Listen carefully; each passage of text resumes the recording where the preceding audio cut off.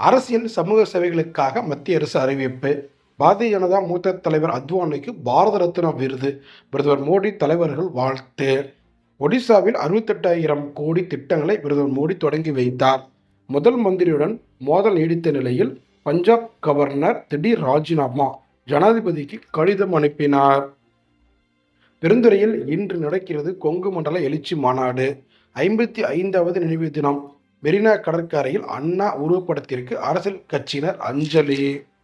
அரசு பள்ளி வகுப்பறையில் மேஜுடன் கூடிய இருக்கைகள் தரமானதாக இருக்கிறதா? ஆய்வு செய்ய அரசு உத்தரவு. இலங்கையில் இருந்து கடத்தல். பாம்பனில் 4.5 கிலோ தங்கம் சிக்கியது. இருசக்கர வாகனத்தில் எடுத்து சென்றவர் கைது.